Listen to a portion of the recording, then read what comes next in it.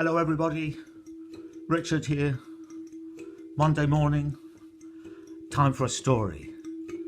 So let's go back to that city. Let's sit in the shadow of its walls. And here's the storyteller, coming, frowning, sitting down and saying, well, the three of them, the princess, the cat, and the ash boy, still with bits of ash on his clothes, they're walking along a winding path towards the top of a hill, and they're wearing broad-brimmed hats and long flowing cloaks. And when they get to the top of the hill and look down, what a sight they see. A broad, beautiful valley descending all the way down to the sea that glimmers in the distance. There's a stream that runs and meanders through this valley. On all sides there's trees, there's grass. Leaves are floating on the surface of the water, and the sunlight of a morning sun is breaking over the horizon and filling the valley with gold. Oh, they walk through that valley in silent pleasure. And the cat runs, scratches one of the trees, stretches its arms and legs and jumps up to look around, and then gingerly steps down again. So they walk along. The princess looks at the ash boy and asks, "Do you really not know where you live?" "Oh, of course I know where I live," says the ash boy. "Of course I do. You go to the City of Wonders. And then it's a short trip across the desert. That's where I live." "That's funny," says the princess. "Because I live up near the desert as well. Wouldn't it be funny if we lived in the same place?" And the cat looks at them, walking along with them now, and says, "Now then, from now on, we are wise ones. We are doctors, and we are walking through the world." As they walk through the valley, they see that at the end of the valley, where it reaches the sea, there is a huge tower, vast, broad, with an enormous door. When they get to this door, it's huge. The cat looks around. "Ah," he says, "there's a rope pulling. It'll ring a bell." So the princess pulls the rope, and a vast ringing ding-dong echoes through the tower, followed by the sound of footsteps. "Remember," says the cat, "we're wise ones. We're going through the world." And the door opens. And there's a woman standing there, gigantic, a giantess, as the story will have it. And she looks around. "Oh, who are you?" "We," says the cat, "are wise ones, doctors.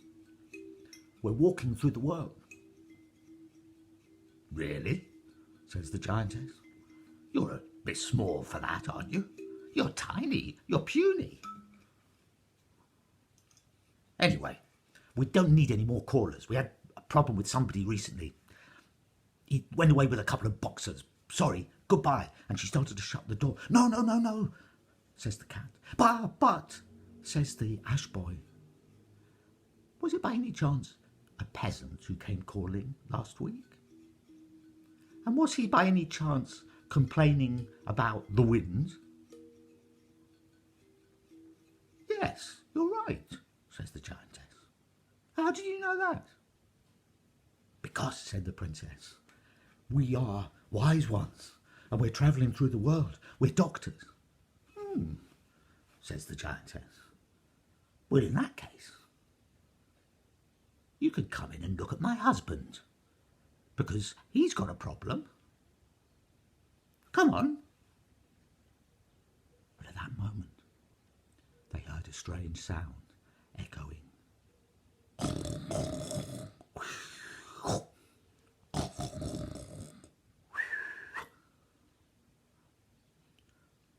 the cat looked at the giantess and said, "What's that?"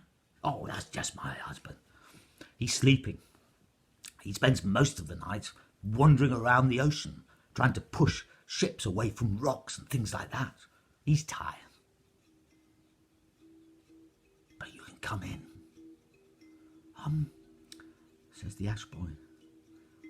"You're not by any chance meat eaters, are you?" "Oh, no," says the giantess. "Vegetarians. Pescatarians sometimes.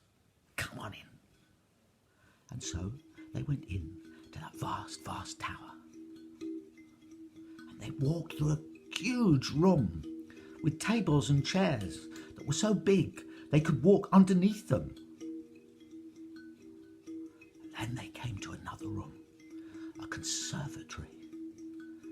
Glass on all sides, looking out onto the sea, with the sunlight pouring in.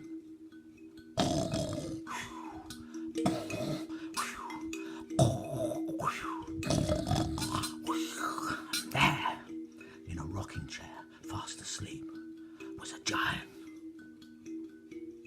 Round of face, unkempt of hair, huge. And the giantess said, "He gets a bit grumpy when he wakes up, but don't worry." She went over to him and pushed him roughly. "Oi, wake up!" "Oh, what?" And he woke up and looked around. "Oh, don't wake me up. I was enjoying myself. I can enjoy myself once in a time. Nice bit of sleep, can't I?" "Well," she said, "I've woken you up because we've got guests." "Guests? It's not like that bloke who came round last week, is it? Not like that peasant with all his talk and taking those boxes and everything, is it?" "No," she said. "I've got you 3 doctors. They're wise, you know." He said, "Well, where are they?" She said, "They're down there." "What?" he said, looking at them. "Those 3? They're not even fully grown. What can they know?" "We are fully grown," said the cat. "And whatever your problem is, we can solve it." "No," said the giant. "Can you?" "Tell them," said the giant. "Just tell them." "Well," said the giant, "don't mind wading out into the water when there's a storm. Don't mind pushing boats off the rocks. Don't mind using my big sack of wind to blow them to safety. That's good work, that is. Just when I come back here, you know, there are things here. I don't like them. They're so small. You don't know where they're going to go. They've got pink little ears and tails, and they just go this way and they go, oh, I don't like them. Are there any around now? Calm down, says the giantess. Calm down. I'm sure these three wise ones can help.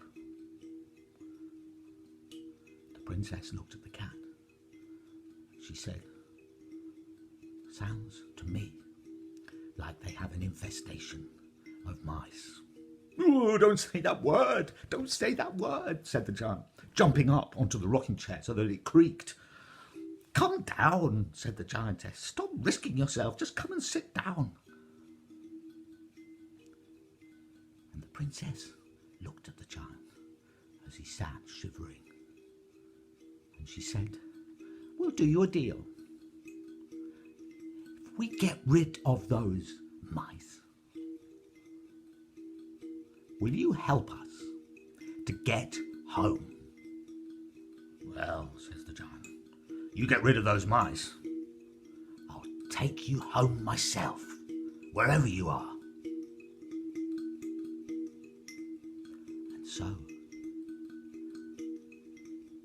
And so, says the storyteller,